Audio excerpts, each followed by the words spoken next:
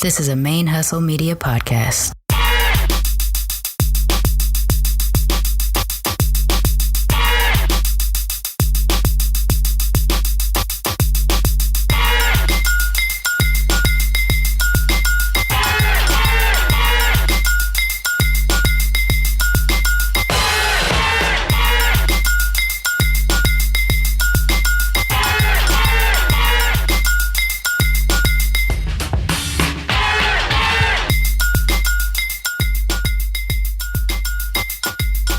Welcome to Military Mix, the Black as Fuck edition, the podcast about blackness from the mixed black perspective. Because we're mixed, but we are black.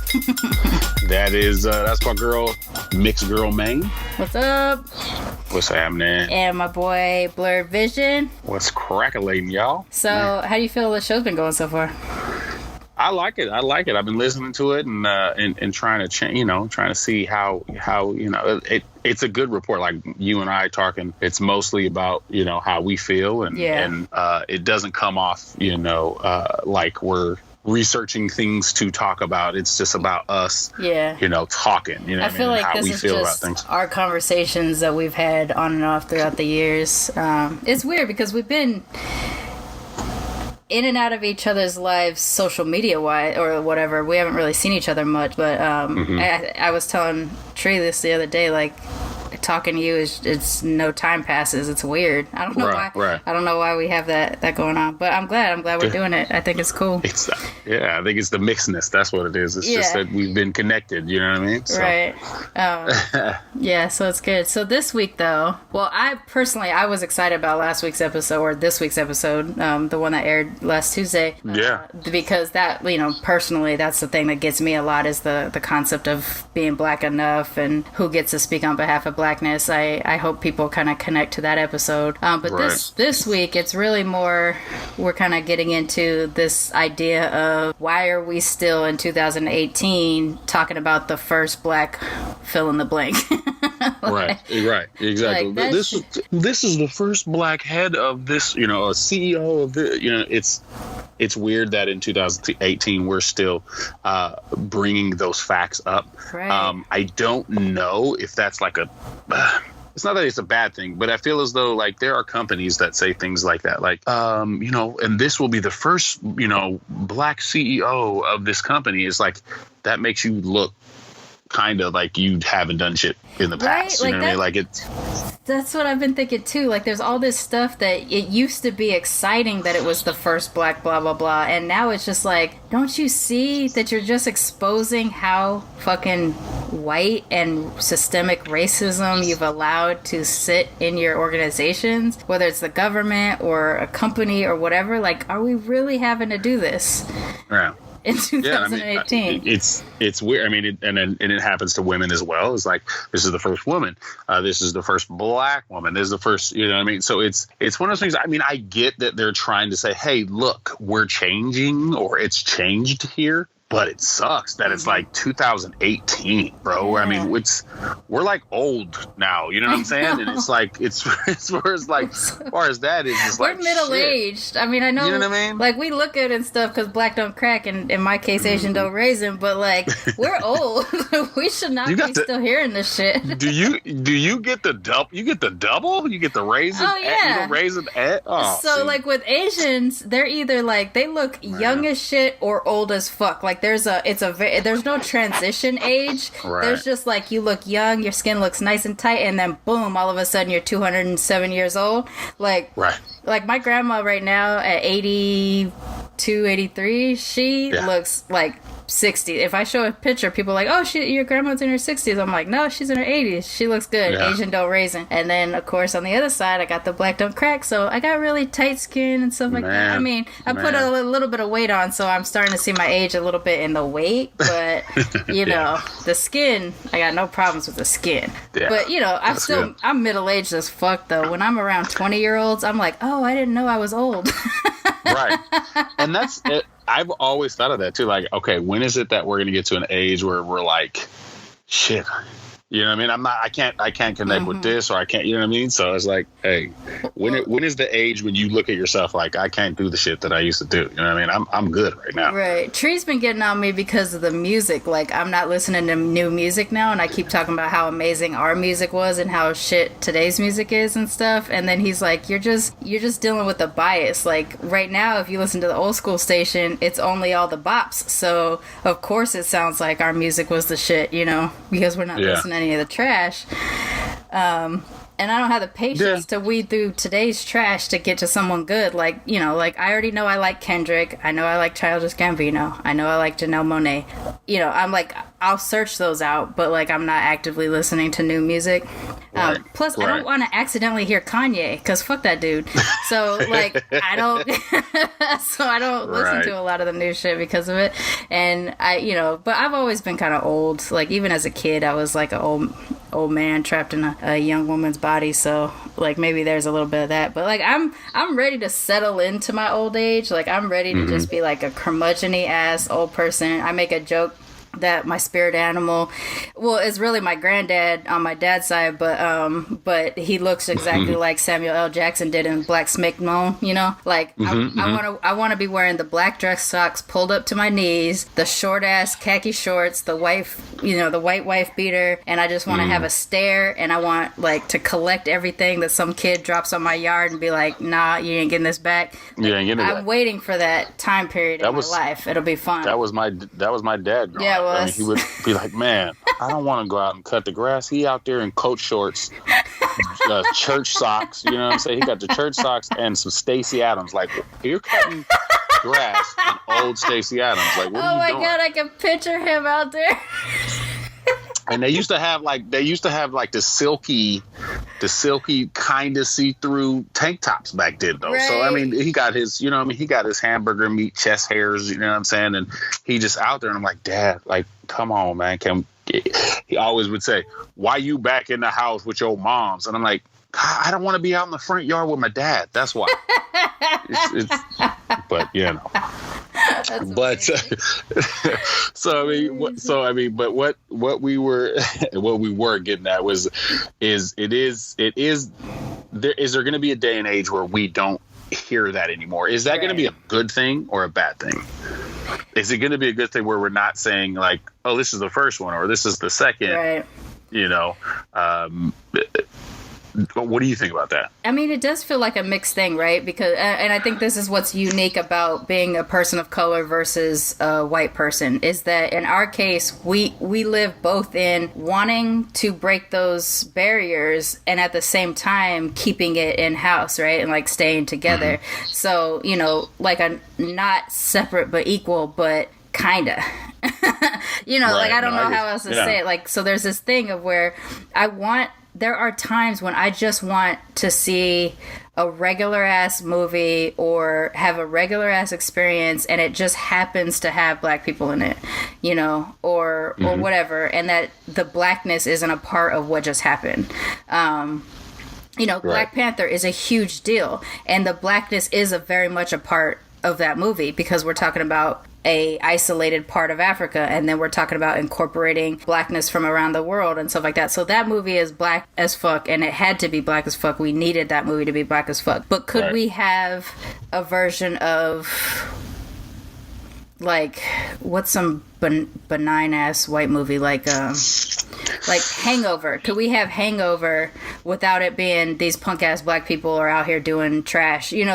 Could we have a movie like that? Could we have a because I think they would probably be pretty, like, if it's weird because I would think that if we did a movie such as that, it would be like, oh, it's the Black Hangover. Like they would kind of label it like the black something, right? Yeah, and that happens with women-based movies too. The woman version of blah blah blah. Like I was on a rant about them making Ocean's 11 as a female movie because I was like, couldn't it just be women doing this thing? Did it have to be oceans? Or whatever. So yeah, like I think we turn everything into the black version of, and when it could just be regular ass black people doing regular ass things, it's just that we're not allowed you know, to do some of these regular ass things without it being the black version of. And, you know, and that extends to across all kinds of things. So, like, white people get to do this. They get to, you know, white people are never going to have the first white person to blah, blah, blah, or rare, you know. I mean, maybe the last thing that they had that was like that could have been people walking on the moon. You know, because what do we call that? We call that the first men on the moon, right? We don't call it the first white men on the moon. But the first time there's going to be a person of color walk on the moon, it's going to be the first, you know, if, I guess I don't even know if that's happened yet, but you know what I'm saying? Like, I don't believe, no. Yeah. Like, that they're not going to have things like that, but we are going to have that. And that's across the board. That's Asian people, Latin people, mixed race people, blah, blah, blah. You know, like I've said before, I call President Obama the first mixed race African American president because he is mixed race and he was literally African and literally American. You know, but like someone who's like a black American, you know, like generationally American and black, we still don't have the first black president yet. You know, we still don't have that person. So we'll get that one day. We don't have the first female president. We don't have the first black woman president. We have the first Asian president, you know, all that kind of stuff. Like, that'll still happen. So we get this unique thing where it gets to happen, and it gets to be exciting when it happens, but it also gets to be painful that we're talking about, you know, a country that is 200 plus years old, and slavery has been, you know, officially abolished for over 150 years. So we should be past this shit. We shouldn't be excited about the first black blah blah blah anymore. And it would be nice to not have to be. At the same time, when it happens, it's exciting. Like that's just what we're in. Yeah, I mean it's I mean, and I was bringing this up is because I know that, you know, as of right now, we have 3 Democratic nominees for governor. Like right now in the United States, we currently don't have a single black governor. So I mean, but not one, right?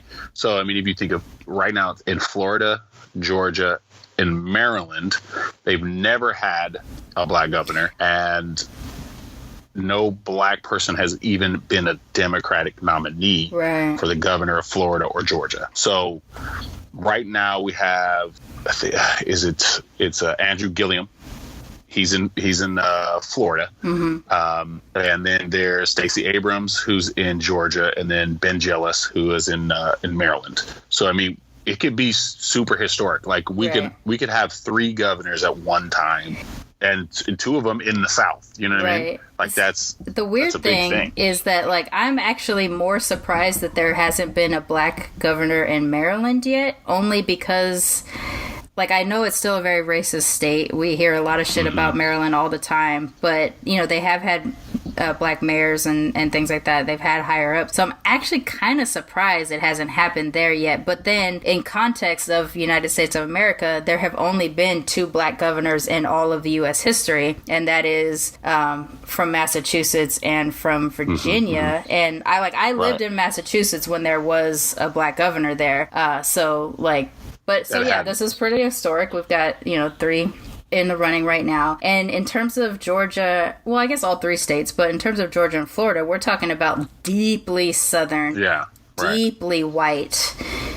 Even though a large portion of the populations of both of these places are POC, you know, I say POC versus black because Florida and, you know, has a lot of like a Cuban, Puerto Rican. But like, you understand these places as being deeply white in terms of the elite that they have.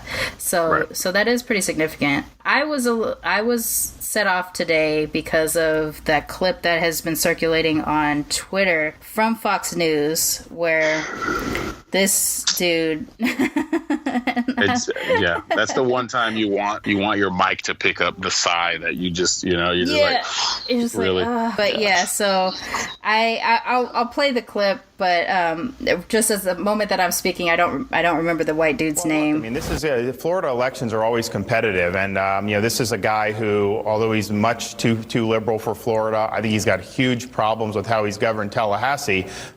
He is an articulate spokesman for those far left views, and he's a charismatic candidate. And I watched those Democrat debates. None of that was my cup of tea, but I mean, he performed better than the other people there. So we've got to work hard to make sure that we continue Florida going in a good direction. Let's build off the success we've had on Governor Scott. The last thing we need to do is to monkey this up by trying to embrace a socialist agenda with huge tax increases and bankrupting the state. But he says a statement about Andrew Gillum, and he sounds like he is warning white people, and in particular racist white people, white supremacists, KKK. Hey, this nigger is coming to get us. We better stop it.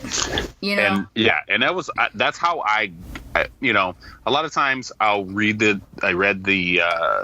headline, and I was like, oh, he probably said some dumb shit. But then when I listen to it, and you kind of, as a black man growing up, I can't say growing up, but as a black man going through, like, graduating college, trying to get jobs, and people being, white people being your friend and all that type of stuff. When you hear certain words, you kind of understand a code switch of their own, right? Like, how we code switch and we don't say the certain words and such when we go to work, but they say certain things that really only pertain to people of color or black men, as in, like, a person. This, when I speak to, if I'm a liaison between two people, they would, they'll say something like, he's articulate. Right. Oh, he's very charismatic.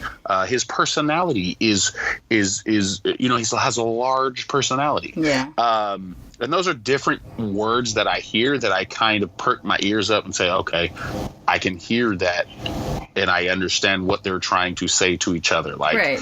Hey, give this black guy a try. He can speak like us. He's speaking in one of us. Right. If you were talking to him on the phone, you wouldn't even know. You know what I'm saying? So it's one of those things where when I heard this, you heard those things, and it did sound like, hey, here are the things you have to look out for, right, and what are we going to do about it? Don't let this happen. Right. So I did just look up the guy's name. He was Republican Ron DeSantis, and he says he calls Andrew Gillum. That's his name, Andrew Gillum. He calls Andrew Gillum articulate, and then he proceeds to say, "We can't monkey this up." Basically, he accuses Gillum of being too liberal for Florida, and basically putting it in like, we don't really have anything to worry about because he's too liberal for Florida, but we can't monkey this up, and monkey. Like, we don't know the connotations of monkey and black people that has existed in America since forever. He says this in a way of being like, let's not get caught sleeping. We know he's too liberal, but let's not get caught sleeping and make sure we turn out against him, basically, is what he said.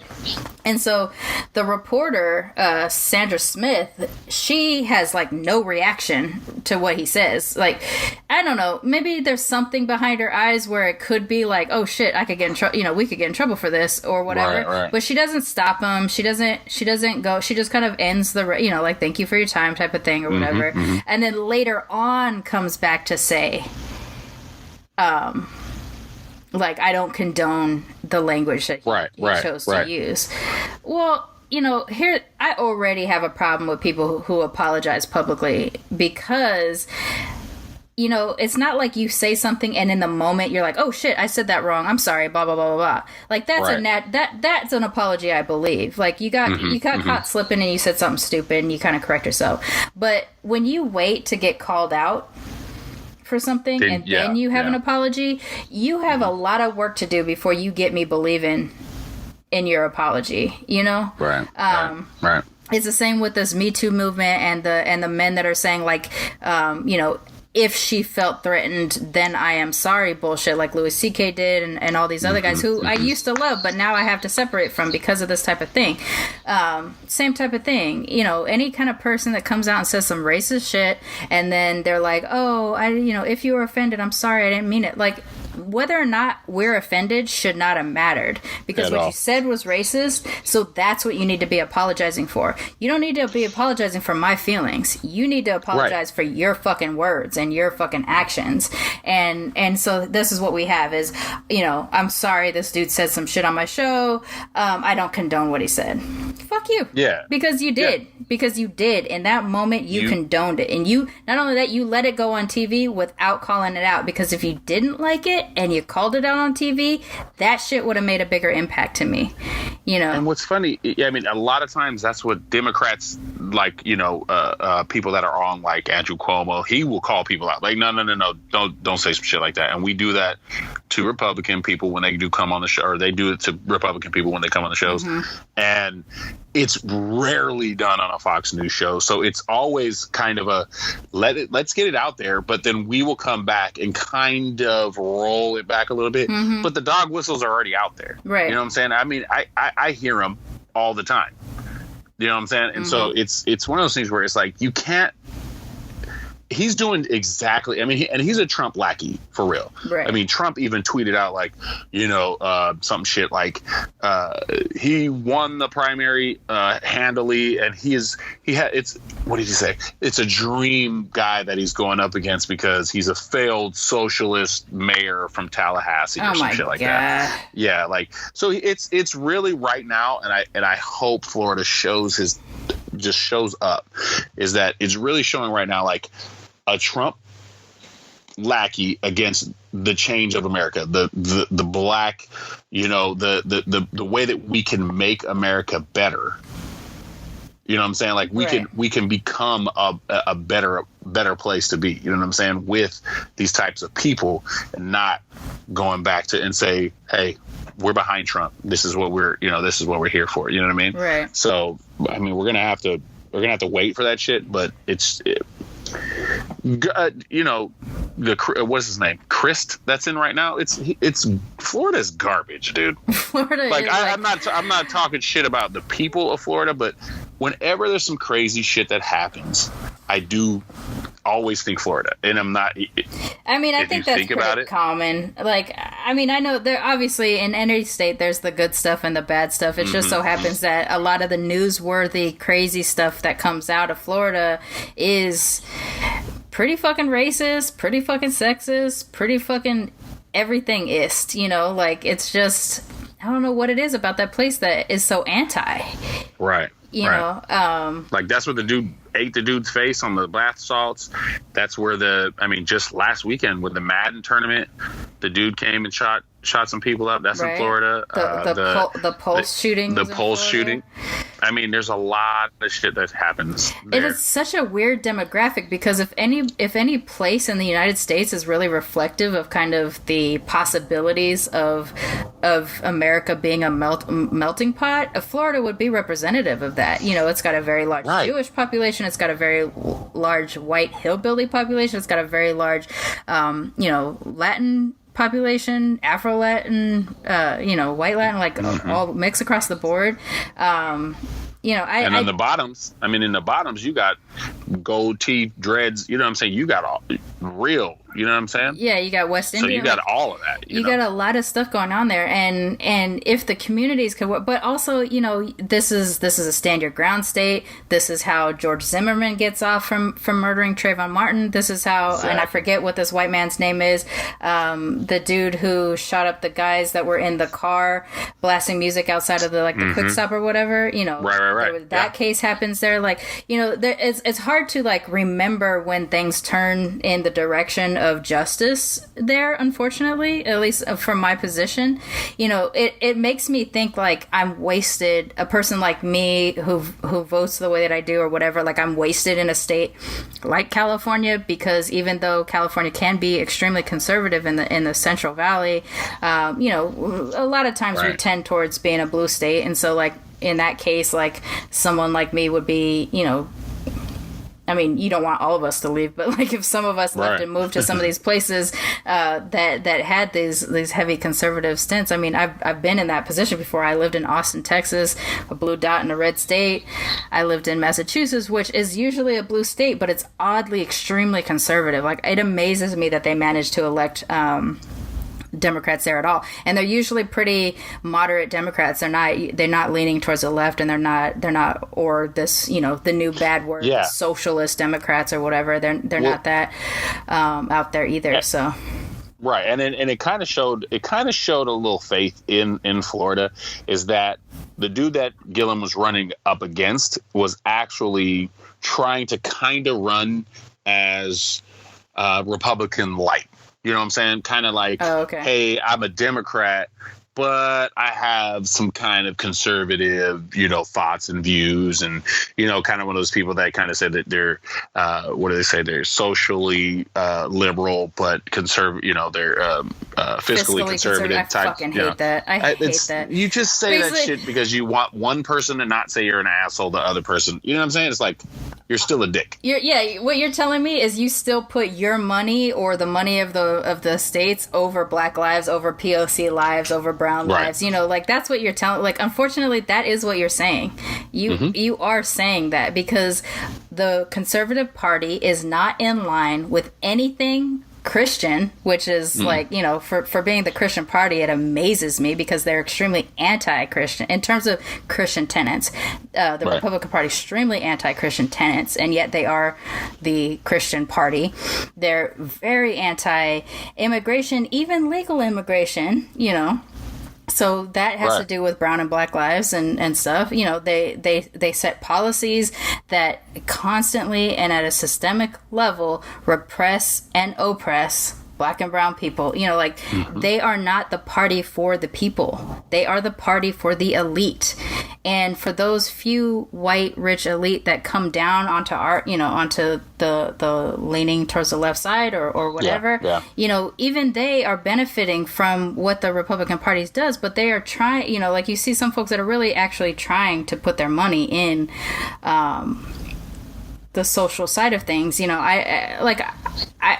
I would say that I've kind of shifted over time in terms of whether or not I was like an extremely liberal or a kind of moderate liberal. I think I'm leaning more towards the actual social side, you know, socialist side of Democratness now than I ever have before.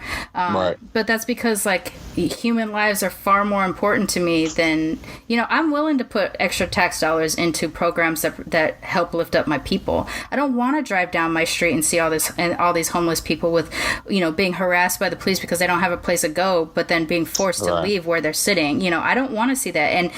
And that could be prevented by us having social programs that help house these people, because we have enough empty homes in the United States to house them. You know, it really, I mean, it's not that hard. Like, we want to. It's really.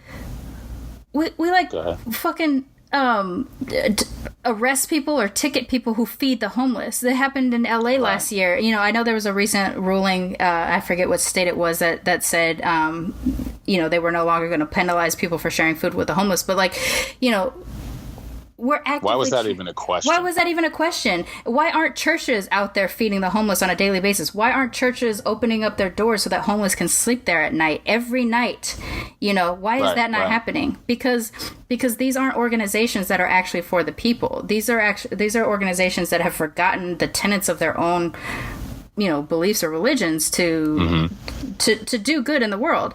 Whereas now we have this sort of socialist bend towards the Democratic Party, which is actually saying, no, we have to be out here for our people. We have to protect our immigrants. We have to protect our poor. We have to protect our brown and black lives. We have to make sure that there's reform for police so that they're not out there getting away with killing brown and black people. You know, we have to do these things. And these are actually being looked at as bad or bad words from the conservative side. It makes no fucking sense. Right. You know, it's weird how Jesus was a certain person to them, doing certain things, right? And that's what you learn in Sunday school and whatnot. Yet when I say that, hey, we should do these certain things that align with that guy that you know what I'm saying? Yes. Believe in, and the way that you say that he was, it's now all of a sudden, well, shit, they should work for it. Or, wait, what? That doesn't, I get it. You've worked for what you know what I mean? Let's help each other out. We're always supposed to be here to help each other out. So I don't get that at all. Right. I mean, you're talking about, like, I think it was Al Franken who said it, but way before his scandal broke or whatever, but it was always something that I really liked, is he says, when someone asked, it was something like someone asked him why he was a Democrat versus a Republican or whatever, and they were talking about that stupid concept of pulling yourself up by the bootstraps, right? And he goes, but what if you don't have boots? And like, it's such a simple statement, but that is kind of the heart of what we're supposed to be doing to our people. Because don't you think, as a country, aren't your own people your asset? Your major asset?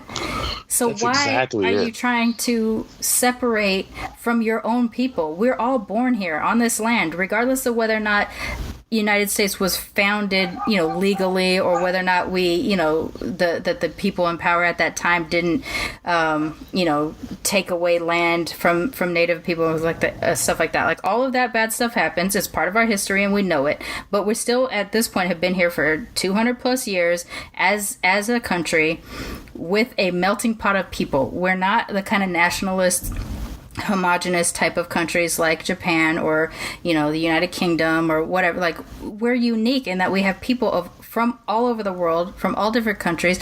Many of us have been, even though we come from immigrants, have been here for many generations. We are Americans. We are no less Americans than a white person that's in some kind of power or whatever. We're no less Americans. We are all assets. We would do better as a country in the world if we were actually using our people or viewing our people as an asset and building up our people as a whole versus trying to isolate huge pockets of our population.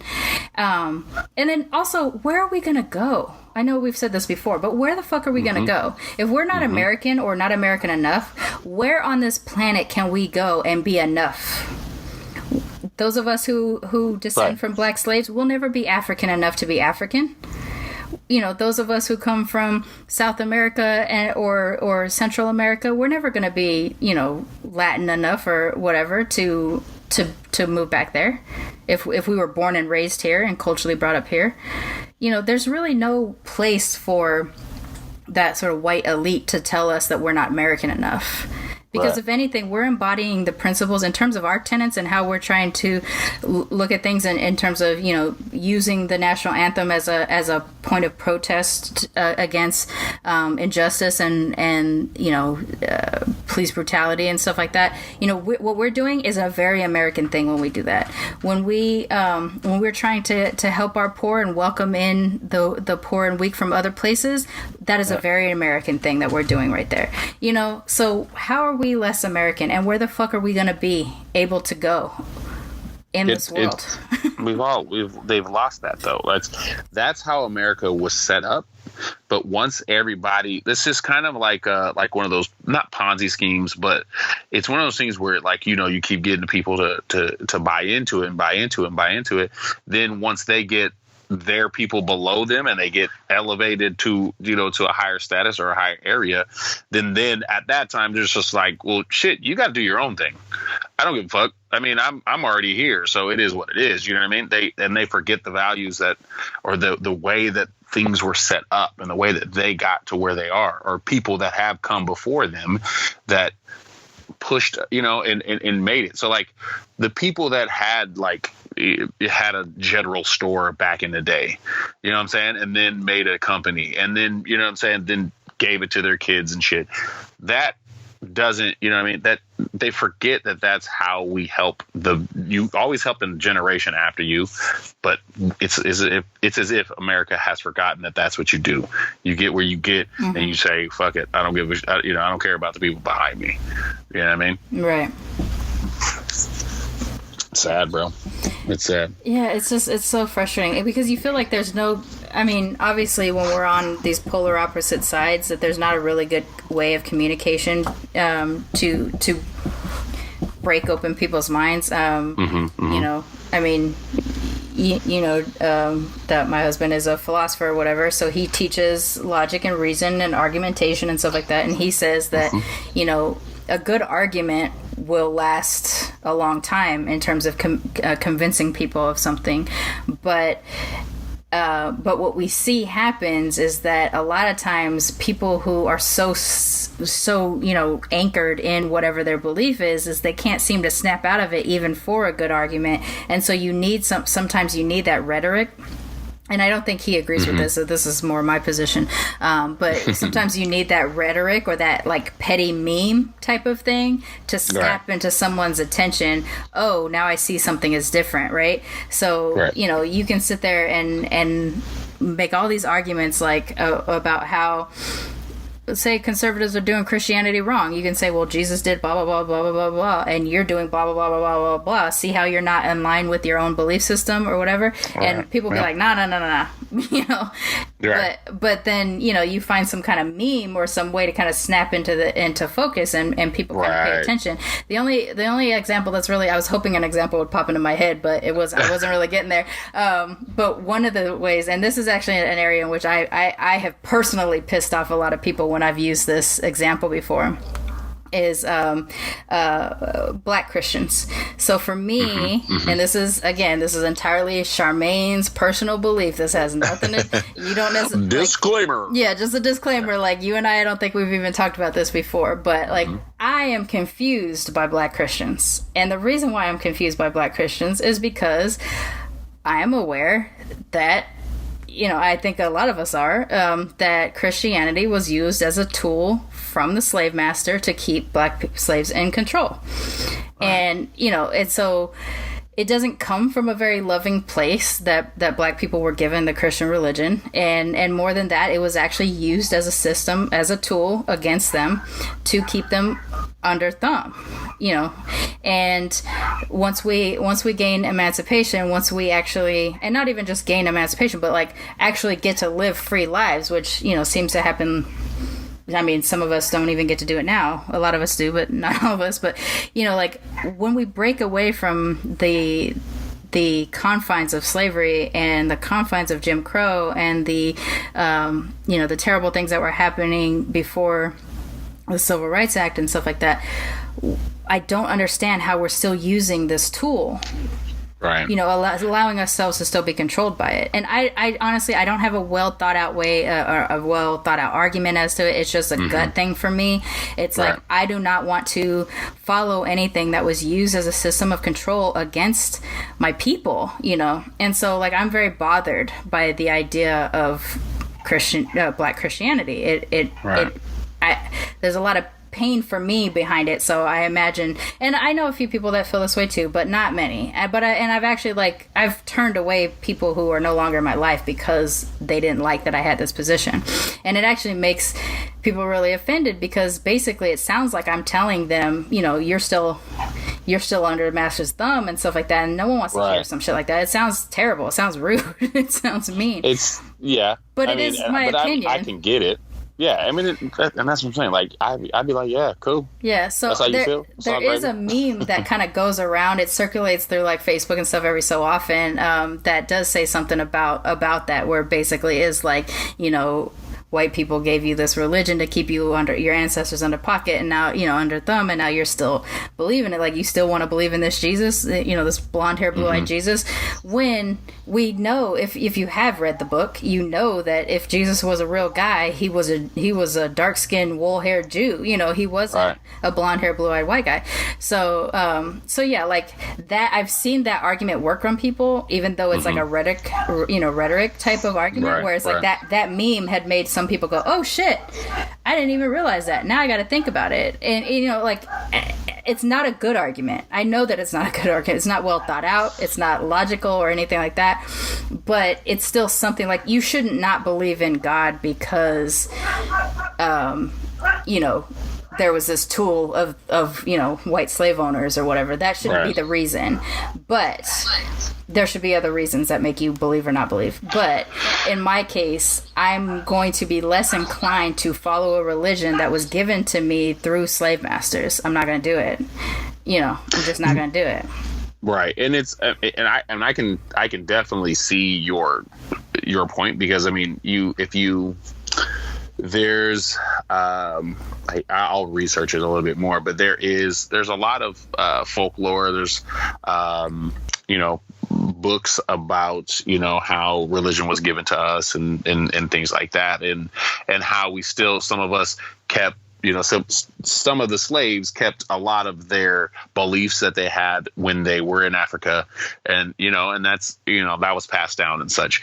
But yeah, I mean, at some point, it's just like they're doing now, like the Christian, missionaries that are in Africa. They're there to push that religion and whatnot. And I think in America, it's kind of a thing that, my parents did it, their parents did it, so it's and I had an issue with religion in the sense that they made us sign something when I got married. They made us sign something like, okay, your kids are going to be like, wait, bruh. You know what I mean? Like, don't, yeah. Like my wife is Catholic. Oh, okay. So with Catholicism, you have to be like, hey, sign, that your kids are going to be a part of this. Did you have to take a class? I had to take a class a lot of times because I'm being for real. Like we were going to get married a long time ago, and I'd been together we've been married for 11 years, but we were going to get married a while before that. Mm-hmm. But I took the class. I was like, hey, I'm ready to take classes. Whoop, whoop. But the woman the nun who was actually doing the classes, pulled my wife, my girlfriend then, aside and said, I don't think he's ready. He has too many questions. And I said, isn't that, like, that's what I'm here for? You know what I mean? Like, I ask questions because I want to know the full thing. I'm not going to just be like, right. I'm in it. You just going to sign up for some shit you don't investigate? Right. So, I grew up, just to give my background, is I grew up in my church was African Methodist Episcopalian. So it was all black church. I went throughout my life. We had issues with some of the kids calling us Oreos and all that stuff. So going to church wasn't really the number one thing I wanted to do on a Sunday. Right. So when we, there were some issues and such, and I put that on the kids. I didn't put that on the religion. I didn't put that on anybody, but, the kids were, bullying and all that type of stuff, just because it was me and my two brothers. Mm-hmm. And I went to Sunday school. I learned what I could learn, but I also have questions on, okay, so what is this? Or why do they say this happened when this happened? Or, the Bible says what God did, but it's just like 12 dudes that hung out with him, right? So they wrote a book about their time with him, right? So why do you believe that? Like, why is that the book? You know what I mean? So like, have questions. They didn't write the book. Some other people wrote the book on their behalf 500 years later, but. Right. So, I had questions. Now I have my own relationship with God. You have your own relationship with whomever. I mean, your whatever is on your, yeah, exactly. So you have whatever you have, or anybody can have what, you know what I'm saying? So it's like, right. I wouldn't push somebody to be like, hey, this is what my dad did. This is what my dad did. You know what I mean? You got to sign the paperwork and all that type of shit. So she didn't really want me to keep going because I had too many questions, which kind of made me say, okay, I get it. Yeah, that's not very welcoming. To be like, you have too many questions. So how many times did you have to go through it? When we moved over here, the church was a lot more accommodating, and there were, the father was just a better, more articulate. He talked to me about it. Mm-hmm. He sat down and was like, hey, you have questions. Like, we all have questions. You know what I'm saying? And he was better. I still have questions. Obviously, I'm going to question about everything. That's what I do. But, we were able to sit down, and I got some, and I got through it. So, we've been together 11 years, I guess. Married 11. So, yeah. So, yeah. I was always an atheist. I was raised in the church, though. First it was Black Baptist, and then it was Black non-denominational born agains. I do definitely much prefer my drug dealer dad to the Christian born again dad because he became far more abusive as a born again, but that doesn't play into my belief system. Like, I was already an atheist. Like, even at 7 years old, you couldn't convince me that this was real. Right. I'm no longer, but I was really well versed in the Bible because for 4 years, my dad made me read the books cover to cover and then start over, cover to cover, start over, cover to cover. And Wow. so I'd read it several times. And I don't know if you remember me in high school, but I was a little fucking warrior. I was like, a Christian would come at me, including Tree, who was a Christian at the time. He'd come at me and I'd quote a scripture at him. He couldn't do nothing about it because a lot of Christians don't learn about their own religion. They just get told something in Sunday school, or they get told something by the pastor, and that's kind of what they hold it onto, but they don't investigate their own religion.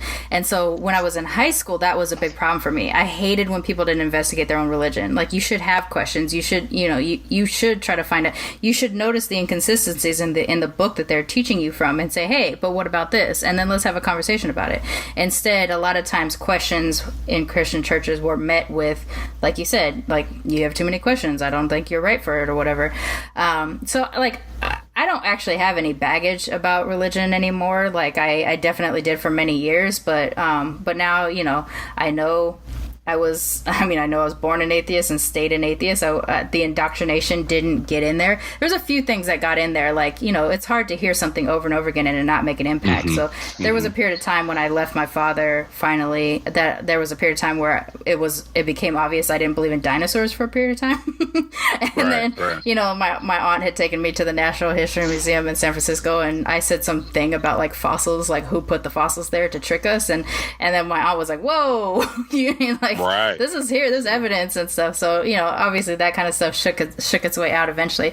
But there are still things about Black church that I miss. And I say Black church versus white church because I did spend a time in a white church, and the experience is very different. What I miss about Black church is, the fellowship and the camaraderie and the sense of family. The music, I definitely miss gospel music. I'm still very moved by certain pieces of music, like "Oh Happy Day" for some reason will always get me really choked up, and it's not like I don't even think about it really in the terms of a religious sense. It's more of like the feeling behind the singer, not over like I have heard "Oh Happy Day" sung by white voices and it's been very flat for me, but I've heard "Oh Happy Day" sung by gospel voices and it fucks me up. Like, it really, the emotion behind the music.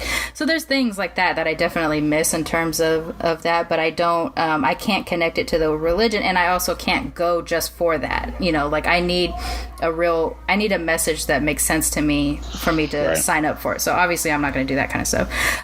But, like, you could see how I would offend a person who has, been indoctrinated from the jump, or even worse, like, had something bad happen to them and found religion that way. Like, that's also very problematic for me. But you can imagine, like, someone who is, like, indoctrinated from birth or came to it because of tragedy, like, they hear me talk about it and they're just, like, instantly offended because, I'm basically telling them that their belief is bullshit, but, like, it's bullshit to me. Like, it may be not to somebody else, and that's what they have to live with and they have to deal with. But, like, for me, my thought is that if your religion tenets don't match up with how you live in your life, then you're not doing it right. And that's what I see in the Conservative Party, is that they align themselves with the belief system that they are not following, and it should be super obvious to people. Like, poor white Republicans should see that their own party is against them. It's not trying to help them out. Like, but they don't see it, and they're more concerned about we talked about this a little bit last week, right? They're more concerned about sacrificing their own benefits if it means taking them away from brown and black people. Like, that's how ingrained their racism is that they would rather have to sacrifice their own options, their own rights, if it means that they can take it away from brown and black people. And the fear could be that maybe these brown and black people are more educated than them. Maybe they are more articulate than them and shit like that. And so they're afraid of that, and that's why they choose to sacrifice their own rights if it means shutting these other people up. And it's just like, oh gosh. Like, I just caught myself in a moment of, like, being overwhelmed by that feeling. Just like, that's just what we're dealing with. Like, and I mean, we're already in a very flawed two-party system anyway. Obviously our system is very problematic, and that we're so polar. even moderates, there's not a lot of room for moderateness, because you feel like there's some kind of an enemy thing going on there, like you're siding with the enemy on this issue, right on this. We don't really do that very well, but like, again, I guess when we go back to the idea of the first black thing, like, this is all this stuff that we're talking about goes back to why we're still dealing with the first black fill in the blank. It's because we're allowing ourselves to be controlled by systems that have been put in place and historically used against us, to keep us quiet, to keep us in line, to keep us under thumb. And we've lived with it, we've accepted it. Sometimes we've fought against it, sometimes we've died or been beaten or brutalized or put in prison because of our attempts to fight against this stuff, and then we just kind of lived with it for a while, and then we start uprising again. Now I think we're heading in a direction, again, that is like, we're about to get ultra repressed, and at the end of this period of ultra oppression, we're going to break out and revolt. Like, we're in the baby steps of the revolution right now, right? Like, you see the hashtags resist and the anti*45 stuff. Like, you see that it's coming, but we haven't hit the bottom of how much oppression his party and his administration is going to give us to break out for yet, like we thought we were getting it with Baby Bush, but what Baby Bush was doing pales in comparison to what's going on right now, literally stripping rights away from us. And so how do you fight against it? How do you be activists against it? Well, you fucking vote in these black governors. Right. I mean, obviously look for their, what they platforms and what they stand for, and make sure that they align with you, because I do think that, you vote in line with what, your values are and things like that. I mean, the problem side about that is that if your values are anti-black, then, and you're the majority, it's gonna fuck us up. But for us, we need to come out in bigger numbers. We need to stop believing that our votes don't matter, because you know what? Right. If our votes didn't matter, they wouldn't be trying to not let us vote. They wouldn't, they wouldn't be gerrymandering districts to try to make sure that it goes more conservative. They wouldn't be, perpetuating the electoral college if it wasn't to keep and silence black and brown voices. Like, our vote does mean something, but we have to come out in bigger numbers. Yeah, they wouldn't try to stop, automatic registration when you turn 18. They wouldn't stop all of these. They wouldn't be revoking our registration now, which is actually happening. Like, there are people in my life right now that have looked it up, found out that their registration has been, I don't even know what they're doing, revoked or whatever. Yeah, and, I don't. And then they have to register again. Like, this shit is happening. And again, if you don't think your vote matters, they wouldn't have to do that shit. And you wouldn't have dudes like this guy coming out and saying, this fucking monkey up not the monkey around, he guys. He wouldn't be dropping codes to his constituency if he wasn't concerned. He is warning them, if we sleep on this, the black people will take over. That's not what's going to happen. That's not what's going to happen. It's that we're going to get a little bit more equity in our laws and in our governing positions if we allow for our people to come out in big numbers and vote. So, well, isn't that? I mean, they said that before. I mean, it's when the rich people make a poor person think that the other poor people are against them, then the rich person is just, they're just sitting there saying, look, they're infighting. So that's really what they do, is like the rich white folks say, look, you regular white folks, these brown people, these, all these POCs, they're gonna take your stuff. Right. And then they have them fight against pretty much against themselves. Right. And then, and then the rich person's just sitting up on his high horse, like, hey man, I'm up here chilling, dog. 1%, homie. You know what I mean? Yeah, see, because I'm not competitive by nature. Like, I didn't do sports in school and anything like that. So, like, my by nature, I am not a competitive person. So I've never been the kind of person that works for. Like, if you try to hit me with, if you don't do this, someone's going to get this. That strategy doesn't work for me. But I can see how it would work for people that do kind of have sort of a protective / competitive nature. And historically, when we've seen groups unite, it's usually when you figure out that the race is the least part of what makes you different. Like, back when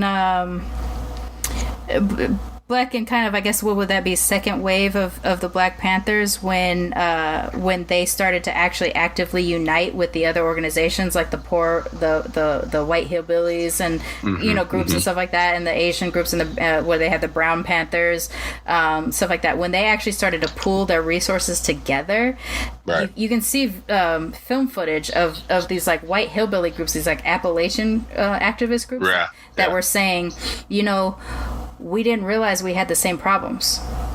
Right. That it wasn't about our skin color. It was about our poverty. It was about our lack of our undereducation because they weren't putting enough money in our school systems. It was about that we have food deserts and we don't have grocery stores, and it was fresh food and stuff like that. And so when they got that organized, that's when Hoover, what's his name? Wait, no. J. Edgar Hoover, that's when J. Edgar Hoover got really scared, and when he started assassinating fools, that's when that stuff happened, is because he saw that the most dangerous thing to the white elite was that somebody in the Black Panther Party would unite the other poor groups. Exactly. Because it was about poverty, it wasn't about race. And if we were doing that now, if white hillbillies or whatever you want to call them nowadays, united with, I mean, honestly, it's regular ass brown and black people, because even like we have our elite too, but once they cross over into that kind of level of money, their problems are different. They're not going to see life the same way we see it. They're not going to experience things quite the same way that we experience it. If we actually pooled our resources and united and saw the things that were disenfranchising all of us as a poor people, or a middle class people, or a lower middle class people, I mean, the GOP wouldn't. They had a leg to stand on. It would, and that's why I know that's why they put Trump in there, is because, I mean, if you think about it, the tax breaks that he gave them are going to just be funneled back into the rich. It's going to be funneled back into reelecting more Republicans to do the same thing. So all it really is going to do is have this cloud of upper people with money giving to upper people with money to become this, this machine that keeps poor people down. We're not saying like, all, black people down. It is poor. I mean, obviously we're lower than that because they push us further down, and that's what we're talking about. But when we are able to just say to black people, I mean to white folks or people, listen, the black dude that is over, that is across from you at Burger King and McDonald's or whatever, is just like that one black guy. It's not that hard. Like, I have my friend said, look, listen, my friend Jamie is Jamie Jones. He said, I don't know specifically, but he said, listen, just know that the black dude, most black dudes are like that black dude that for real. Like, it's the guy that you have become homies with, or like the black dude that sits next to the white guy on an airplane, and at the end of the airplane, at the end of the airplane ride, I know we're not talking about like lifelong friends and shit, but we become cool, what I'm saying, or when somebody that's you're in line and you're all doing the same shit, it's like everybody becomes cool. We're all that. We're just that black dude, like that one black dude that you have in your friend circle, the one that you brag about when you get, when you fuck up the sometimes. one that you have to tell other people of color, like, hey, I got a black friend. My black homie, what I'm saying? That one, they're all like that. We're all like that. We all are. I mean, we are going through the same shit. We want to go to work. We want to get our shit. We want to work for our shit and then come home and be with the fam. It is what it is. Yeah. So it's weird how we lose sight of that, or people lose sight that, look, we're all regular ass people, except, and we need to accept that and accept each other, Yeah, I mean, we need to be able to be regular and also celebrate what makes us different. Like, somehow we have to find a nice balance between celebrating our differences while celebrating the things that unite us. And, I mean, you can start with very simple things. What unites us? We're all Americans, so we were born here. What unites us? We're all not rich. What unites us? We all care about our families. We want to eat. We want, we don't want to be homeless. Once you start chipping away at that kind of stuff, you hope it gets to a place where your one black friend is no longer your one black friend, but just your friend. Right. Where you don't have to say, well, I was talking to this other black guy and he says blah, blah, blah, like that thing that people need to do, where it's like it completely negates all other black, sensibility because this one black guy you knew said something that was in opposition. Like, we have to get away from that kind of stuff. And hopefully, with time we can do that. So I think we're coming to the end of our show. Hey. I have no idea what we talked about. We started on one thing, and we went in and out. But I mean, but I think this is what we're talking about, right? This is and I think that's going to happen sometimes with us. Is that we might have a subject, we might hit on some different things, but then you see how like one thing brings up another thing. This is something I deal with. It's so connected. It's all connected in a sense that also. We're so, we're homies and we've known each other for years and years. And that's just how our rapport is that, hey, and also this, and also this, and you know what I mean? So it's going to sometimes not be so linear.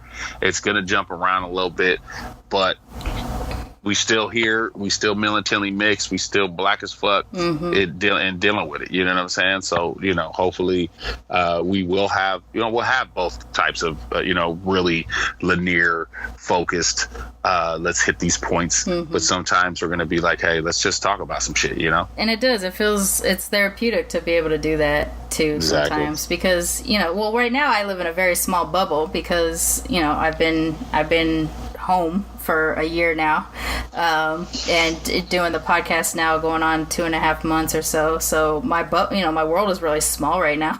Besides the fact that I get to talk to people online or whatever. So and there's the other thing which we kind of talked about last week is I have a partner that isn't mixed black or isn't black, and so while he is a very sympathetic and grew up around us, so he kind of knows some of the same issues. Like there's just some things that he doesn't experience that we do.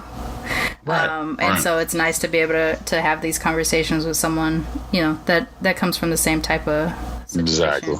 Exactly. Let me ask you a question before we wrap up. Yes, ma'am. How do you feel about me bleeping out Asterisk 45's name? Like not giving his name a space. Yeah, I'm with that. I'm with that. Because I know, like, I haven't said his name in a long time. I try not to say it, and every now and then when it slips, I get hella mad at myself. Right. I have been referring to him as Asterisk 45, and the reason why is because the reason why I say an asterisk versus just 45, because I have heard some people just refer to him as 45, is because I don't think of him as a real president. Like in a way that is so different than the whole "he's not my president" thing. Like we've said that on occasion. We said it with Bush and stuff like that. I mean it like he's literally not doing his job as president. He's literally illegitimate. Right. And so like if they had to put an asterisk 61 on during the home run fight in baseball, that's where the idea kind of sparked into my head. It's like, they decided that there was something fucked up about that. I don't necessarily know if that's right. I don't follow baseball enough to care. But like the idea of like we put an asterisk on it because there was something that wasn't normal here. This is what I was saying here is that I put an asterisk on him because he's you gotta go a little bit deeper to understand why. I don't think he's doing a legal and legitimate job as president. So all right, cool. Well, before we wrap up, is there anything else you want to say? No. That was, I'm good. You're good? Yeah. All right. So if you're enjoying the show, this is episode 4. If you're enjoying the show, please hit us up on social media. We're on Twitter at MMBlackAF. We're on Instagram and Facebook at Militantly Mixed Black AF. So get at us and let us know what you're thinking. If you have some black ass topics that you want to talk about or you want to hear about from the mixed black perspective, please hit us up and let us know. Follow us on all our platforms, subscribe, rate, and review. And I think that's it. Yeah, you hit him on. I mean, we are going to get to a point like we do need people to let us know, hey, I want to hear how you guys feel about this specific, black as fuck thing. How does a mixed person deal with that? So we want to expand, we want to expound upon that. Mm-hmm. I have seen something. We got a review on Facebook that mentioned, or I'm sorry, on iTunes that said something about, I have mixed race kids, so it's nice to hear something from the mixed black perspective. Nice. And so being you got mixed black kids, you are a mixed black kid, I'm a mixed black kid, I think in the case of monoracial parents that are looking to what the experience of their mixed race child is, we can both speak on that as having had that experience, but then you can also speak on that as having that experience as a parent. So yeah, we'll cover whatever people are out there feeling. Sometimes in like today and like last week, it was all based off of something that bugged one of us, we get into it that way. Yeah. So yeah, hit us up. All right. Talk to you next week. Have a good one. All right. Talk to you. Bye.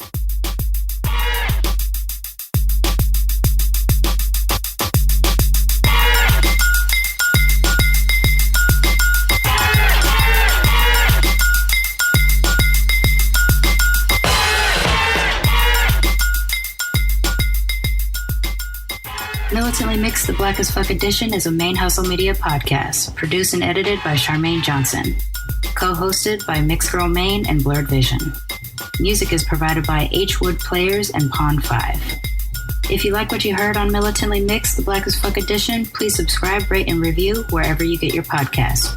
And you can follow us on social media on Twitter at MMBlackAF and Instagram at MilitantlyMixedBlackAF. And if you want to sponsor the podcast, please go to www.patreon.com/militantlymixed. Peace, y'all.